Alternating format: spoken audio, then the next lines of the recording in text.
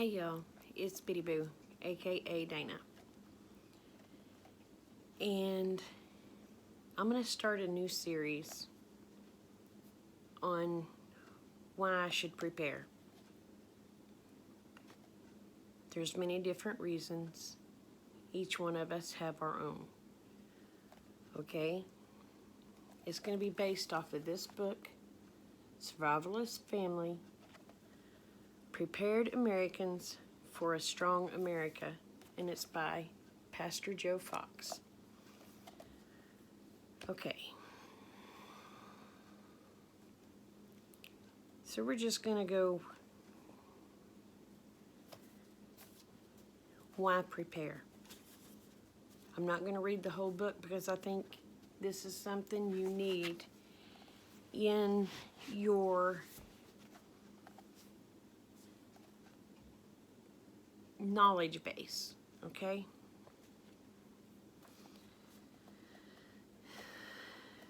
It says, why prepare? I suspect after the very fact that you're reading this book indicates you have at least some interest in preparing. First of all, it just makes sense. Being prepared does make sense, okay? So we're going to skip on down.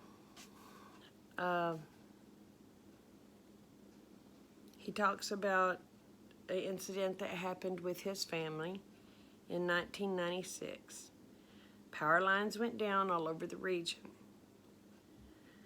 Not long after, the town's water pumps stopped working. Some people were without water, electric, in their homes for over a week. Think about that. No showers, no cooking, no washing clothes, no flushing toilets. Okay. What would you do? Do you have water put away? Do you have other means to cook? If you have an electric stove? Okay. Ice storm. It takes out power lines. It's wintertime. How are you going to heat your home? How are you going to keep your kids warm? Do you have alternative source of heat? Do you have propane? Do you have wood? What do you have? How are you going to keep them babies warm if they're coming to you, Mama, Daddy, I'm cold? How are you going to keep them from freezing to death? They come to you, Mama, Daddy, I'm thirsty. What are you going to give them? Mommy, Daddy, I'm hungry. What are you going to feed them? How are you going to prepare the food to feed them? I'm going to give you a few ideas of what I think you need, but there's one thing I want you to remember. 2 is 1. 2 equals 1. 1 equals none.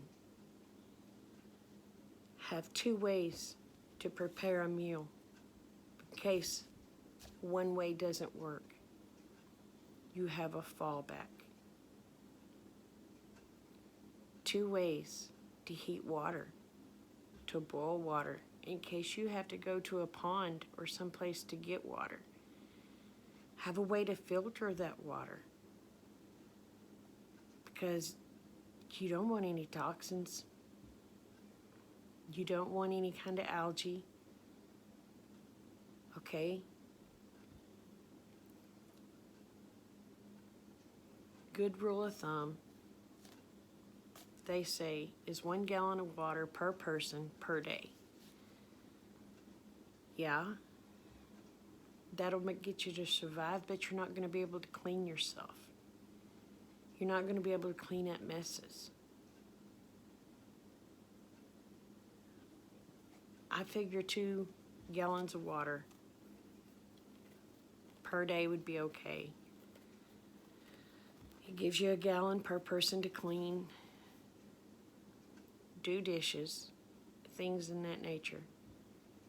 You're not going to be able to wash clothes unless you go to a creek or something. Okay? Think about it. And I'm just talking about if a storm comes through. Okay, what if you lose your job? Do you have enough food stored up for your family to survive until you find work? Do you have those bases covered? Do you have enough money put in the bank if you're out of work for a couple of months to pay your electric bills, to your utilities, period, to make your house payment if you're buying a house, to make your rent if you're making rent payments? If you have food stored up, that'll be a little less stress on you that you don't have to worry about. And I'm not talking about going and spending hundreds of dollars. I'm talking about if you go to the grocery store, you use, we're going to say 2 cans of corn a week. Buy an extra can of corn that week. Put it back on the shelf. Don't touch it. You keep doing that, food will add up. Learn to can. You can can meats if power goes out. Canned meat is not going to spoil. You'll have food to feed your kids. And you're going to hear people, oh, you need to organic this, you need to organic that. Put that nonsense out of your head. Yes, organic food is good, but if you're starving, your stomach isn't going to care whether it's organic or not. And I probably just upset a lot of people by saying that, but it's true. If you're hungry, you're hungry. Your stomach is not going to care whether it's organic. All it's going to care about is getting full. Your kids are not going to care whether it's organic. They're going to care if their belly's full. I want to challenge each of y'all to get 3 weeks at least, because even our government tells you to have a 3-week supply at least of food put away in case of a natural disaster.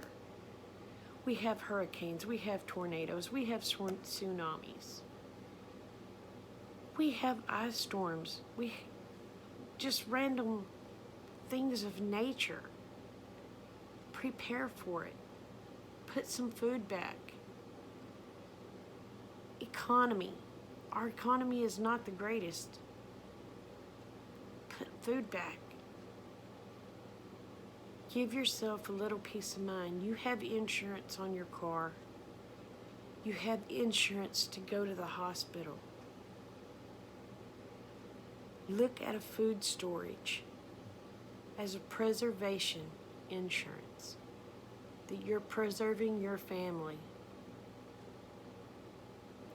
I don't do scare tactics because I don't prepare for the end of the world. If it had not been for me doing food storage when my son lost his job and he moved home with his wife and 2 children, if it had not been for me preparing, storing food back, he couldn't have come home because I couldn't have fed him. But because I did,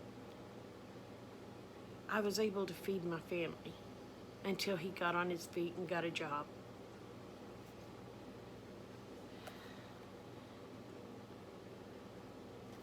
I'm not the end of the world type of prepper. I'm a homesteader, I guess you would say. I was just raised on a farm.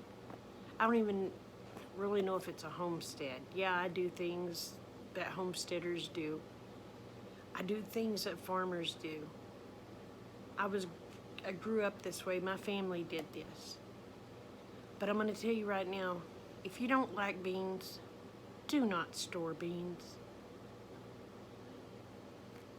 But in this book, for the first 3 weeks, go get some tubs. Put in those tubs what you would eat normally. Okay? Understand you can't put hamburger meat in it unless you can it, okay? But I'll even be doing some canning on here so that you can see how to preserve food. I'll dehydrate some food on here. I'll do what I can to help you.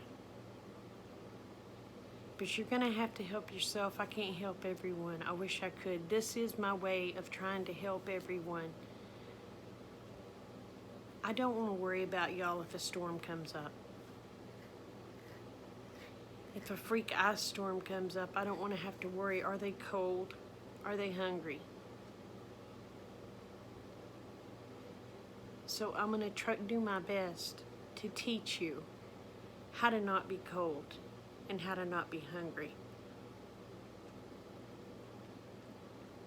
Your first mission that I'm going to give you today for homework, I don't care if it's pop bottles, the 2-liter bottles. Store up enough water for at least a gallon per person per day. If you have 4 people in your home for 1 week, that's 28 gallons of water. Now times that times 3 if you have 4 people.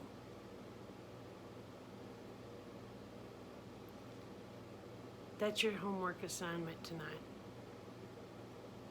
And remember, y'all, the world's a better place because you're in it. Don't ever, ever forget that. I love you, each and every one. Y'all take care. Bye.